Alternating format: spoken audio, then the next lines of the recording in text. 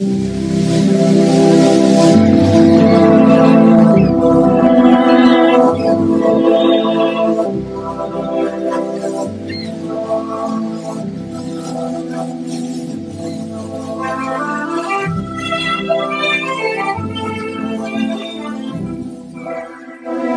and thank you for joining us in the first of our Richmond Synagogue Desert Island discs. I'm Rabbi Shindler, and I'm excited to be joined today by Gail Sackloff OBE. How are you, Gail? I'm well, Rabbi, and thank you for having me. So, you've been a member of Richmond Synagogue for about 20 years. Almost 20, yes. Yeah, almost 20 years, but you didn't grow up in Richmond. So you grew up in Dublin, in Ireland. And the first, I think, just wanted to ask you, perhaps if you could just tell us a little bit about what it was like growing up in Dublin, what your parents did, what they worked as, and etc. Well, yes. Growing up in Dublin was wonderful. We had a wonderful shul there, Adelaide Road Shul, and we've had many famous rabbis that became chief rabbis over here in the UK, which was lovely. And it's great to think that they started out in Ireland first and then moved on. My parents were in the coat and suit business, and my grandfather before them, and it was just a natural for me when I left school to go into the business. I then went into the business for a couple of years and traveling around America, representing the clothes. I decided it was time to stand on my own 2 feet, and I told my parents I really wanted to move to London if that was okay with them, and they said, of course, they'd miss me madly, but if that's what I wanted, then so be it. So your parents worked in the fashion industry. I mean, you said you went into it kind of naturally, just part of the family business. Did you know at that time that that's actually what you really wanted to do in your life as well? Yes, absolutely. Of course, I had a very famous uncle who was director of cultural affairs in the Council of Europe in Strasbourg, a diplomat, and he very much wanted me to go to college and get a degree, and he even wanted me to go to Cheltenham Women's School College prior to that. But being the only child, I got away with staying at home. So the first piece of music that you've chosen is actually a theme tune. Do you want to tell us a little bit more about why you chose that particular piece and what it means to you? Well, I chose this particular piece of music, the theme song to a movie called Picnic, the actual original soundtrack. And the reason for this was my parents and I became very good friends with an actress called Kim Novak, who is still alive today. She was in Ireland making a movie, and she bought some clothes for my parents. And she used to come visit us on a Friday night for dinner because in her days, younger days, she used to mix a lot with Jewish families. So whenever she had time off from making this movie, she would come on a Friday night to our home. So it's special. I remember it because, of course, being in awe of a Hollywood actress and seeing this movie as the first movie, I thought this would be a nice memory of Dublin, a Friday night at home, and with an actress called Kim Novak.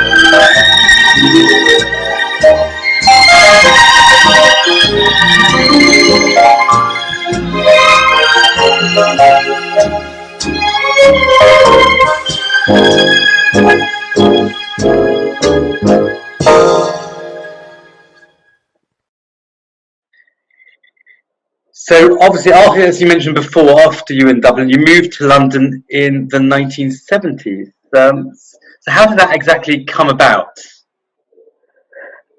You mean my move? Well, as I said to my parents I would like to move over and stand on my move to London, where there was a bigger Jewish community than there was in Dublin, and I came over, and they said okay, and I went to a friend at Vogue magazine who recommended a fashion consultant called Nigel French, and I went to interview at there, and I got the job. He actually said, "When can you start?" And I said, "Next week."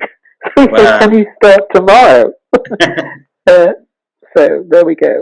Wow, they must have been quite a culture shock though, because going from Dublin to London, obviously being by yourself as opposed to at home. Where in London did you initially move to, and how did you manage that change and being away from your parents and everything?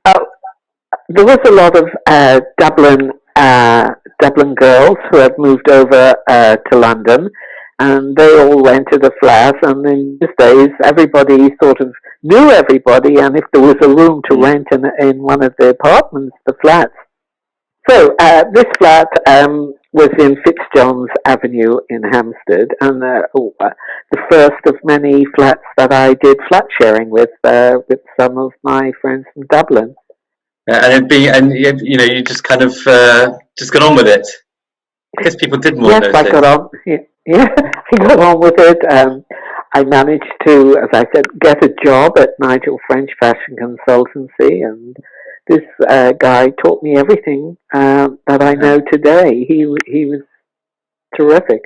Right. So you were eventually approached by Gimbel Sachs to work with him, and well, just explain us a little bit about that, and also what your most memorable experience working in the fashion industry at that time was. Well, Gimbel Sachs actually was names of stores in America. Gimbel's was a store in New York. Saks was Saks Fifth Avenue, and they needed an office in the UK to find British merchandise designers and fashion merchandise for them. And I was very fortunate and offered a job there. I first started looking after a store group called Neiman Marcus and Bergdorf Goodman, and then Saks Fifth Avenue approached me. What happened was all the people from these stores in America would come over to London for fashion weeks, or they would come in between fashion weeks, and they wanted to buy, and it was up to me to find all the newest, latest merchandise for them. Not only women's, but we did men's and children's. We did accessories. We did home products. We did everything. Children's wear, everything you can imagine. Yeah. And I also believe that you, at some point, you aided the Prince of Wales on a particular project. I mean, oh yes, how did that come about? And what was that about? Well, it came about by a friend of mine called Rosemary Bravo, who at that time was the chief executive of Burberry, and she came over to work in England from Saks, and she said, "Gail, the Prince of Wales would like to sell his food, and at that time it was called Dutchy Originals, to America. Can you help him? So I said, I know the food, but I said, we're not really a food store, we're more a fashion store, and we do gift food. And I said he would have to do a whole new packaging and whatever. So she said, would you be willing to work with his people? And I said, yes. So I got a call one day, Rabbi, and they said the Prince of Wales wanted to meet me at Clarence House, and that was the start of it. Nice, very nice. I want to move on also talk a bit about your Jewish upbringing and identity.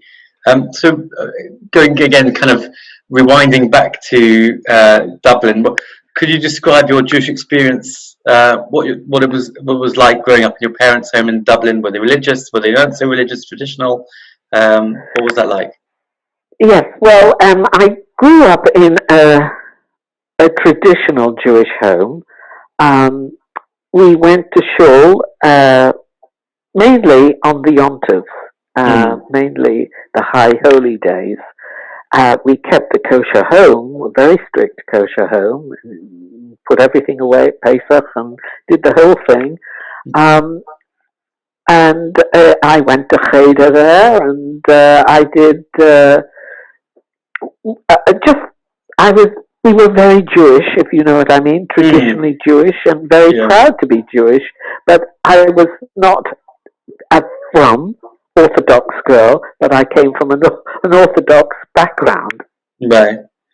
So when you moved to London, I mean, was this still major part of your life? Like, what would you use maybe to remind yourself of what, those kind of experiences of who you were, being by yourself, so to speak, in London, Jewishly?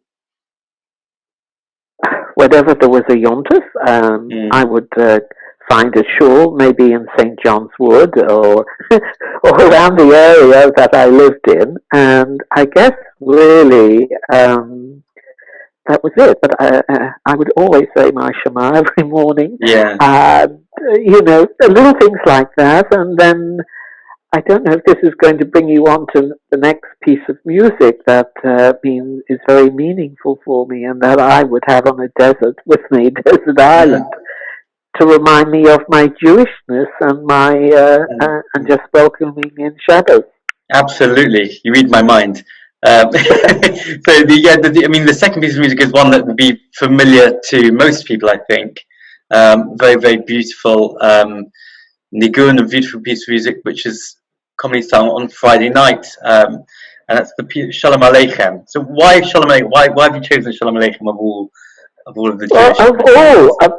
Yes. Well, of all of them, it's something that I could close my eyes and I could see the table on a Friday night. If I was in a desert, on a desert island, I could close my eyes and I could see a Friday night table, lighting the candles, saying the brachos, the whole thing, and having the meal. And that's why this particular piece of music is meaningful to me. Of course, on a Friday night on a desert island, you'd have to keep track of the days, otherwise you wouldn't know which day where Shabbat was. But okay, so we're going to play Shalom Aleichem now.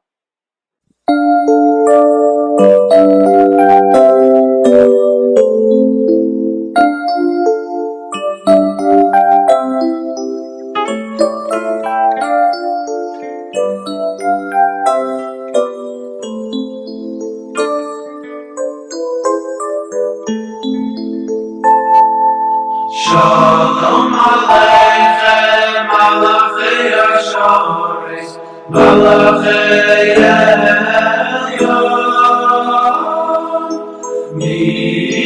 Melech, Malachei Elohim, HaKadosh Baruch Hu. Shalom Aleichem, Malachei Hasharis, Malachei Elyon,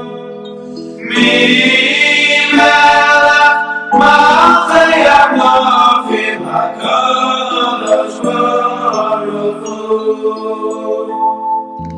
Vo'achem l'shalom, Malachei Hashalom, Malachei Elyon,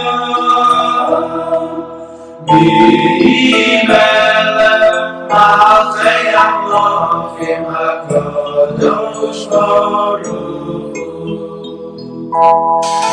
Malachim L'Shalom, Malachei Hashalom, Malachei Elyon, Melech Malchei Amlochim HaKadosh Baruch Hu.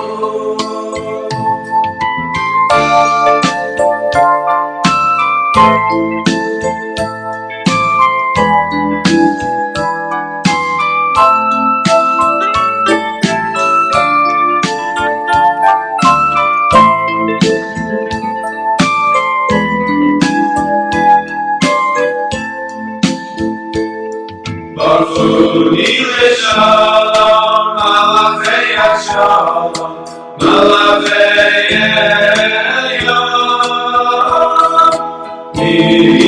Melech Malchei Amlochim HaKadosh Baruch Hu. Baruchuni l'shalom, Malachei Hashalom, Malachei Elyon,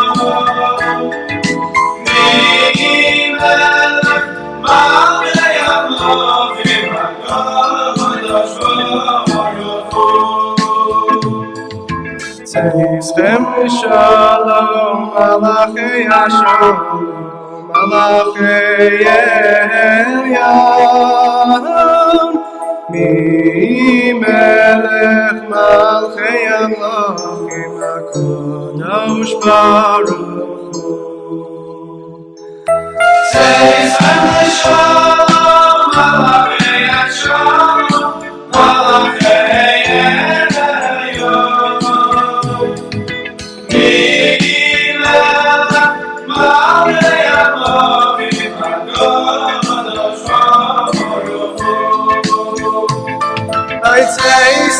Shalom, Malachei Hashalom, Malachei Elyon, Melech Malchei Amlochim HaKadosh Baruch Hu.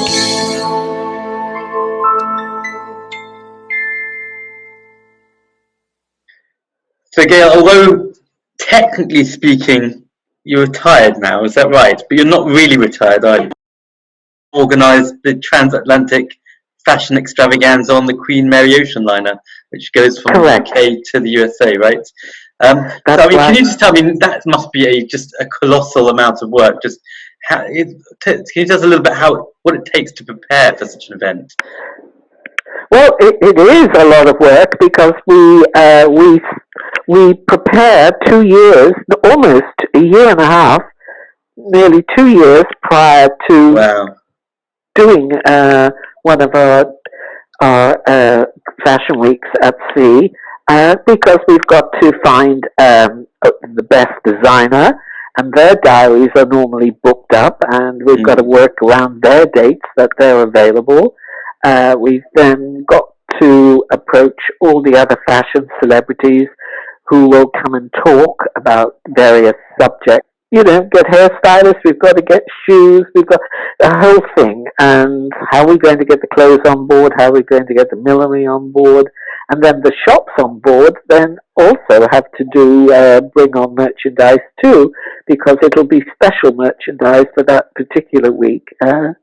So there's a lot of preparation, and there's a lot of, oh my goodness, can't they do this? A lot of frustration. What kind of people come on this trip? Oh, there's people who are literally just going to New York, going back from a holiday in Europe. Maybe there's there's a lot. There's over 2,000 people on board, and they're not all coming for Transatlantic Fashion Week. But we have, since we started over 5 years ago, we found a following, and which is very good. But So same people, a lot of people come back again. A lot of people follow us now, yes, and they come back. But then there's a lot of people who are, as I say, just going back to New York from being in Europe or things like that. But they're not 2,000 fashion followers. Certainly not. And presumably just they're waiting with bated breath to come back after COVID. Well, yes, wouldn't that be wonderful? But unfortunately, it's going to take us at least, once the ships are sailing again, it'll be at least 2 years before we get to do another transatlantic fashion week. Now, you also enjoy travelling, and you've travelled around quite a bit around the world. Can you tell us a bit, maybe some of your favourite trips over the years, maybe your top 3 places to visit that you particularly enjoyed? My favourite places that I simply can't get enough of is South America. But first, let me tell you, everybody, if they do get a chance, should go to Antarctica, to the White Continent, and see all the penguins, the fish, the seabirds. It's absolutely amazing. I loved it. But that made me visit South America. And South America is my most favorite place. I can't get enough of it. And even though I've been to Chile and I've been to Argentina and Brazil and even down the Amazon, I still want to go back. And I just love that continent. Wow. I think actually your third choice of music relates very much to your travels. Could you just talk us through what about to play and why you've chosen this particular one? I think you've kind of hinted to it a bit already, but let's explain. Well, it's to choose a piece of music that means a lot to me because of Latin America, South America. It was very difficult because there's Brazil, there's Argentina, and there's Chile, and they all have their own identification, but Chile, Argentina, Brazil, even Peru, all these wonderful places that I've been to, they all have their own music identification, including Mexico, which is up in North America, obviously. But the piece that you're going to play now is something that reminds me of the entire South American continent, and it's just a lovely piece. I hope everybody enjoys it. Thank you. Quiet nights of quiet stars, quiet chords from a guitar, floating on the silence that surrounds us. Quiet thoughts and quiet dreams, quiet walks by quiet streams, and a window that looks out on Corcovado. Oh, how lovely.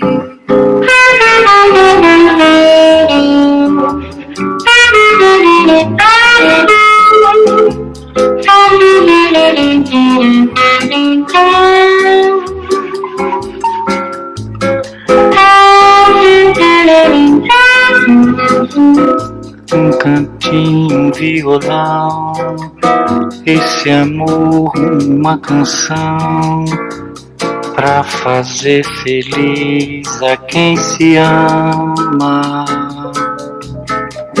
Muita calma pra pensar e ter tempo pra sonhar. Da janela vê seu corcovado, o Redentor, que lindo. Quero a vida sempre assim, com você perto de mim, até o apagar da velha chama. E eu que era triste, descrente desse mundo, ao encontrar você eu conheci o que é felicidade, meu amor.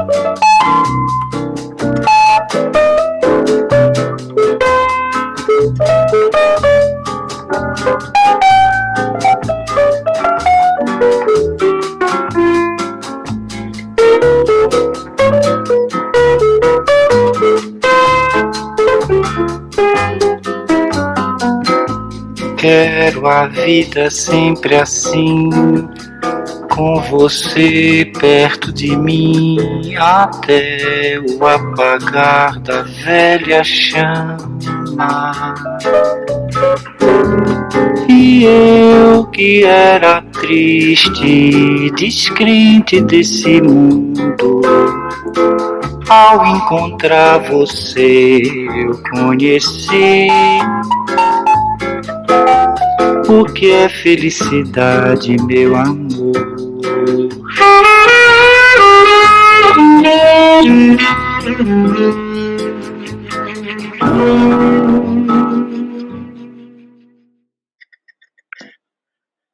Perhaps your proudest moment was receiving an OBE from the Prince of Wales in 2008 for your services to the fashion exports industry. And first, I'm interested to know what that felt like, and what, you know, the kind of pride that you must have felt at the time. I also believe you may have a little bit of an amusing story when he awarded this to you. There was actually two little stories I wanted to tell you about, and the first one obviously is going to Buckingham Palace to get my OBE, and when they called out my name and I stood in front of him and did my little curtsy, and he put his hand out and he said, "I never knew you did fashion. That's what I was there for, to get my OBE for services to fashion exports." So I said, "Good afternoon, Your Royal Highness." I said, "Yes." I said, "Apart from food, I really do fashion." So, and he laughed, and then I said, "How is the food industry for you?" So he said, "Well, I'm afraid that the organic farmers are charging me too much money, and it's all becoming too expensive." So I said, "Well, I do hope, sir, that you work everything out all right." And he said, "Thank you." And I realized that it was time for me to curtsy and move back. And a couple of weeks later, I had heard that he had sold his Dutchy Originals products to Waitrose, who actually sell them now.